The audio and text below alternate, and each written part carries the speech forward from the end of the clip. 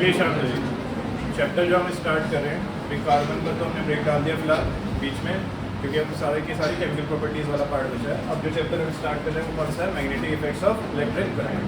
इसको 1 वीक के अंदर अंदर हमें पूरे चैप्टर को कंप्लीट करना है, सभी कॉन्सेप्ट्स को अच्छे से पढ़कर। Okay, magnetic effects of electric current को पढ़ने से पहले, नाम समझने से पहले चैप्टर का, पहले थोड़ा सा मैग्नेट के बारे में रिवाइज कर लेते हैं, जो जो चीज़ें पता है। मैग्नेट किस किसने देखा हुआ है, किस किसने यूज़ किया? डिफाइन मैग्नेट, रेज एंड करके define magnet. Only one? Okay, good good.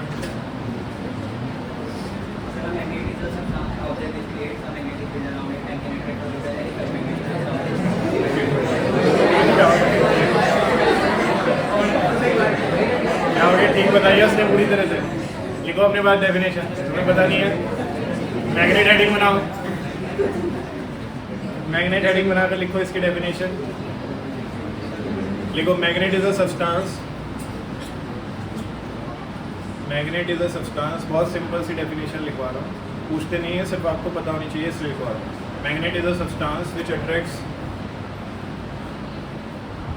The objects like which attracts the objects like iron।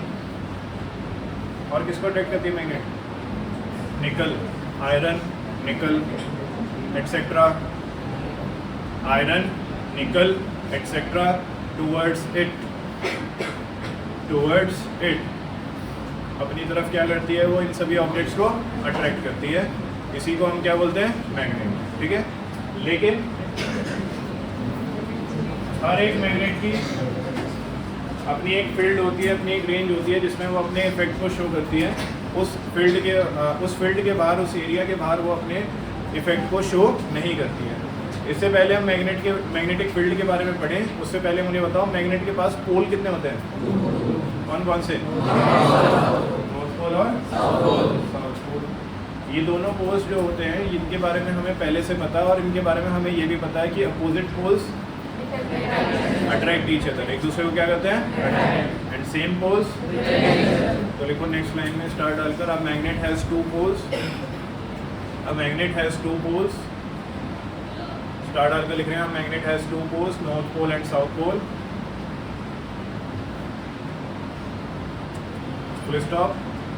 उसी के आगे लिख रहे हैं opposite poles attract each other, opposite poles attract each other, whereas same poles repel each other, whereas same poles repel each other। Opposite poles एक दूसरे को attract करते हैं और सेम पोल्स एक दूसरे को रिपेल करते हैं। ये हम छोटी क्लास से पढ़ते आ रहे हैं, इसको हमने कई बार वैसे भी देखा और मैग्नेट्स को यूज़ करते हैं, है ना। ये जो मैंने मैग्नेट बोर्ड पर बनाई है ये सिंपल सी एक जनरल सी मैग्नेट है, इसको हम बार मैग्नेट, क्या नाम है इसका? Bar magnet. अब ये जो बार मैग्नेट है ये रेक्टेंगल की शेप में होती है, एक नॉर्थ पोल और एक साउथ पोल होता है इसके पास, और बहुत ज़्यादा स्ट्रॉन्ग नहीं होती, ठीक ठाक सी मैग्नेट होती है। ओके, और इसकी अपनी एक फील्ड है, अपना एक एरिया है जिसमें ये अपने इफेक्ट को शो करेगी। अगर कोई ऑब्जेक्ट उस फील्ड के अंदर आता है तो ये उस पर अपना इफेक्ट लगाएगी, और अगर नहीं आता तो अपना इफेक्ट नहीं लगाएगी। मान लीजिए आयरन का ऑब्जेक्ट है, इतना ध्यान देना सभी बच्चे, ये किस चीज़ का ऑब्जेक्ट है?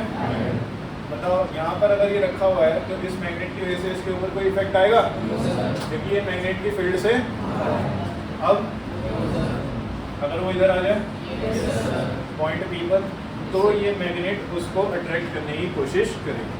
अगर मैं उसको यहाँ से उठाकर यहाँ ले आऊँ तो अभी भी अट्रैक्ट करेगी। कितने बच्चे एग्री करते हैं? क्या आर पॉइंट पर अट्रैक्ट करेगी? क्यों नहीं करेगी? क्योंकि मैग्नेटिक फील्ड से, तो मैग्नेटिक फील्ड एक वो एरिया हो गया, एक वो रेंज हो गई जहाँ पर कोई मैग्नेट अपने इफेक्ट को शो करती है। अगर कोई आयरन का ऑब्जेक्ट या मैग्नेटिक ऑब्जेक्ट उस फील्ड के अंदर आता है तो मैग्नेट उसके ऊपर फोर्स लगाएगी, अगर उस फील्ड से बाहर है तो मैग्नेट उसके ऊपर कोई भी फोर्स नहीं लगाएगी। तो मैग्नेट की एक पर्टिकुलर रेंज है, एक पर्टिकुलर फील्ड है जिसमें वो अपने इफेक्ट को शो करती है। उस पर्टिकुलर रेंज को, उस पर्टिकुलर फील्ड को क्या बोलते हैं? Magnetic field. क्या बोलते हैं उसको? तो ये जो मैंने आपके सामने बनाई है ये क्या है? Magnetic field. आर पर मैग्नेटिक फील्ड कितनी होगी? जीरो इफेक्ट आएगा यहाँ पर, क्योंकि आर वाला पॉइंट जो है वो मैग्नेटिक फील्ड से बाहर रखा हुआ है। ओके, सिर्फ मैग्नेटिक फील्ड का इफेक्ट किस पर आ रहा है? किस किस पॉइंट पर मैग्नेटिक स्ट्रेंथ शो होगी? पी पर और क्यू पर। तो अपने पास लिखो मैग्नेटिक फील्ड, हेडिंग है मैग्नेटिक फील्ड, और उसमें लिख रहे हैं it is the area, it is the area of a magnet, it is the area of a magnet in which it will show its effect,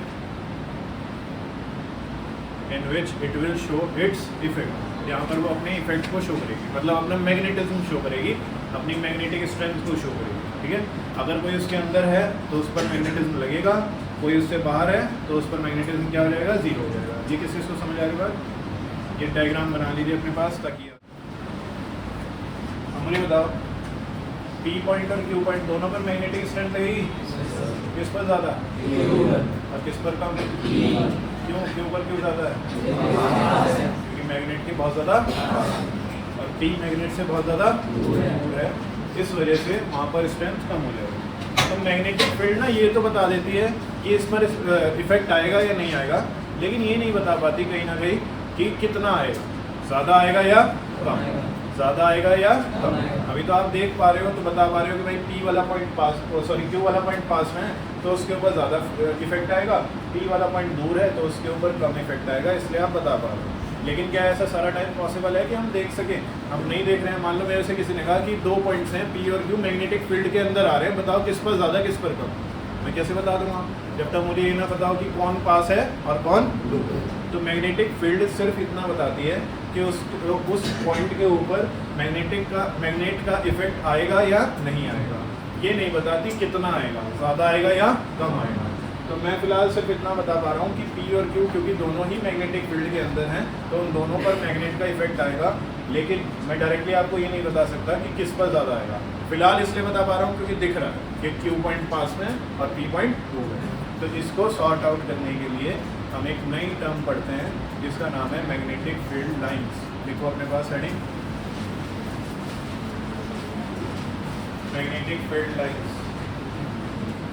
lines, magnetic field lines.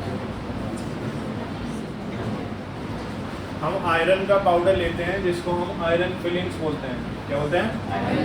Iron filings बोलते हैं। अगर मैं उसको bar magnet के चारों तरफ फैलाना शुरू करूं, ऊपर से एट रैंडम में आयरन स्प्रिंकल कर रहा हूँ, आयरन फिलिंग्स को स्प्रिंकल कर रहा हूँ, तो वो बार मैग्नेट के चारों तरफ इस एक पर्टिकुलर पैटर्न में अरेंज हो जाती है।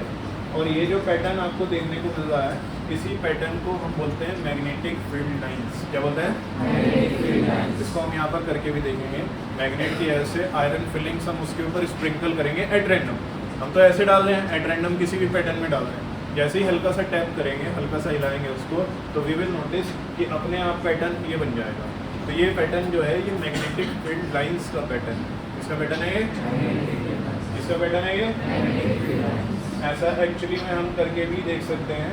जब भी हम किसी मैग्नेट के चारों तरफ आयरन फिलिंग्स को स्प्रिंकल करेंगे तो वो कुछ इस तरह से पैटर्न बना लेंगी, और इसी पैटर्न को हम क्या बोल रहे हैं? Magnetic field lines.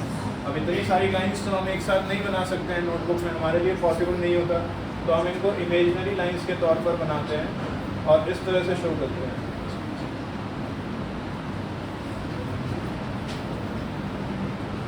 ये हमारे पास इमेजिनरी लाइंस हैं जो कि मैग्नेटिक फील्ड स्ट्रेंथ को शो करती है। क्या है हमारे पास? इमेजिनरी लाइंस जो कि मैग्नेटिक फील्ड स्ट्रेंथ को क्या करती है? शो। अब हमें पता है कि अगर हमारे पास कोई मैग्नेट है, बार मैग्नेट है, जिसका ये नॉर्थ पोल और ये साउथ पोल, अगर मैं इसके चारों तरफ आयरन फिलिंग्स को स्प्रिंकल करूँगा तो वो अपने आप एक पर्टिकुलर पैटर्न में अरेंज हो जाएगा, और वो पैटर्न किसको रिप्रेजेंट कर रहा है? मैग्नेटिक फील्ड लाइंस को। अब इतनी सारी लाइंस तो हम एक साथ नहीं बना सकते, तो हम कुछ सिलेक्टेड लाइंस को, इमेजिनरी लाइंस को यहाँ पर शो कर देते हैं, जो कि कहाँ से निकलती है? नॉर्थ से, और कहाँ पर जाती है? कहाँ से निकल रही है? नॉर्थ से। और कहाँ पर जा रही है? North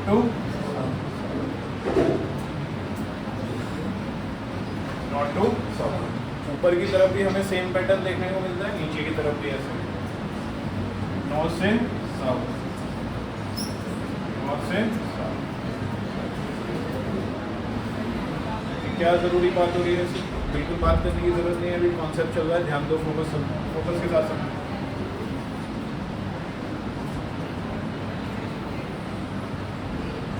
not to.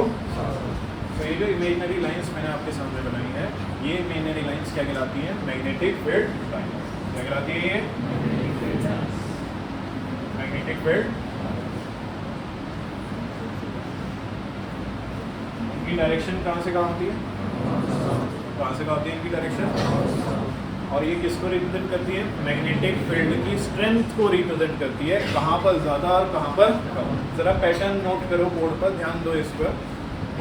जब ये मैग्नेट के पास हैं तो इनके बीच में डिस्टेंस कम है, ये भी एक दूसरे के पास है। जैसे जैसे मैग्नेट से दूर जा रहे हैं, इनके बीच का डिस्टेंस भी बढ़ता जा रहा है। बढ़ रहा है, ऐसे ही नीचे की तरफ भी हो रहा है।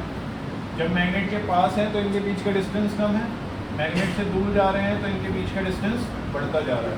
तो मैग्नेट के पास मैग्नेटिक फील्ड लाइंस पास होती हैं, मैग्नेट से दूर जाएंगे तो मैग्नेटिक फील्ड लाइंस एक दूसरे से दूर हो जाती हैं। क्यों हो रहा है ऐसा? क्योंकि मैग्नेट के पास अगर हम हैं तो वहाँ पर मैग्नेटिक स्ट्रेंथ ज़्यादा होगी, दूर जाएंगे तो मैग्नेटिक स्ट्रेंथ कम हो जाएगी। इस वजह से ये पास थी, जैसे जैसे दूर जाएंगे वैसे वैसे ये दूर होती चली जाएंगी। किस को समझ आ रही है बात? कॉन्सेप्ट क्लियर हो रहा है? तो मैग्नेटिक फील्ड लाइंस ज़्यादा क्राउडेड कहाँ होती है? ज़्यादा कहाँ देखने को मिलती है? पोल्स के पास। किसके पास? देखो नॉर्थ पोल पर कितनी सारी मैग्नेटिक फील्ड लाइंस देखने को मिल रही है, साउथ पोल पर कितनी सारी मैग्नेटिक फील्ड लाइंस देखने को मिल रही है ना। और मैग्नेट के पास इनके बीच में जो डिस्टेंस होता है वो कम होता है, जैसे जैसे मैग्नेट से दूर जाएंगे वैसे वैसे इनके बीच का डिस्टेंस बढ़ता चला जाएगा। तो magnetic field lines imaginary lines होती हैं जो कि मैग्नेट फील्ड की स्ट्रेंथ को रिप्रेजेंट करती है। तो लिखो अपने पास, magnetic field lines are the imaginary lines.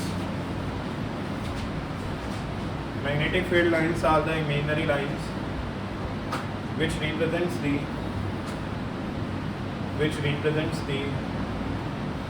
strength of the magnetic field,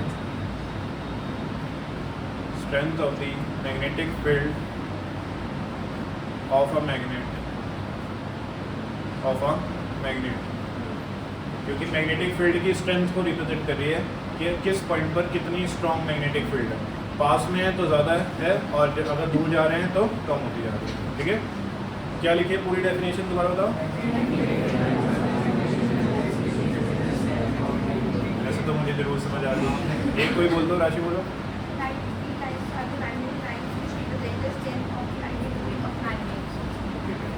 ये डायग्राम बना लीजिए। Question, right the three characteristics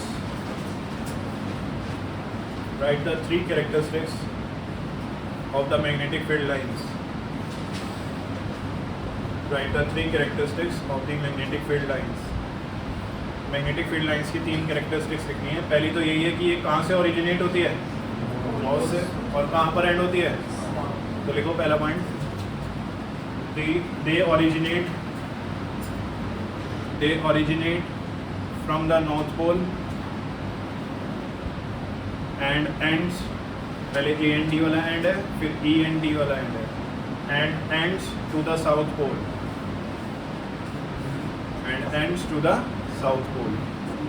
north pole से शुरू होती है और कहाँ खत्म होती है? साउथ पोल।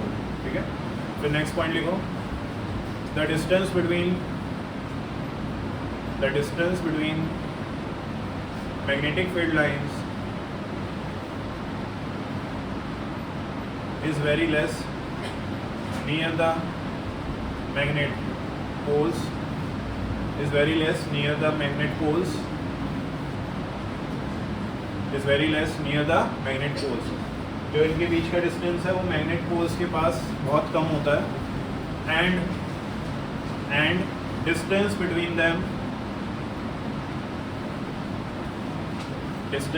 them increases